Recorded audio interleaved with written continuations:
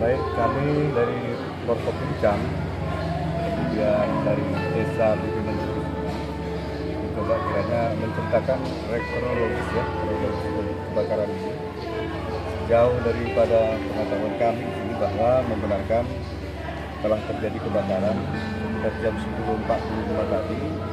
Rumah yang terbakar adalah milik warga kami, Beni Asmara Nebaho, laki-laki 32 tahun, agama Kristen, pekerjaan wira swasta. Membenarkan dari korban ini ada dua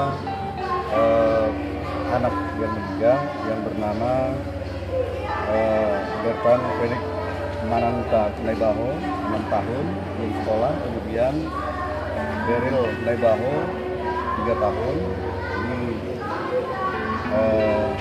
kakak daripada yang dua yang sudah meninggal.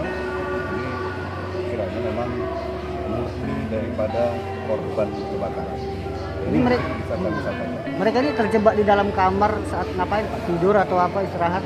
Oh, dari kronologis ini bahwa si abang tadi, siapa? Berlin ya? Ya, Berlin.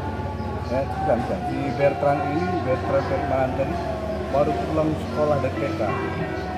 Kemudian si adik mengikut ke kamar dan kebetulan si abang tadi lagi keadaan kurang sehat. Nah, dan di dalam rumah itu memang ada seorang ibu, si anak, yang kemudian ya memang sedang memasak, sedang memasak di dapur.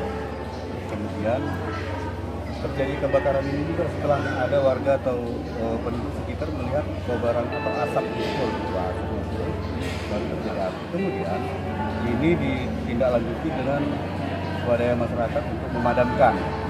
Meski kita memang sudah berkoordinasi dengan damkar dari Kabupaten Asahan, damkar dua unit datang itu adalah tindakan pendinginan saja. Karena api sudah kami coba bersama masyarakat memadamkan dan menghentikan. Tapi berasal dari mana Pak informasinya? Kita belum dapat memastikan Pak, tapi kalau dugaan sementara ini adalah arus pendek.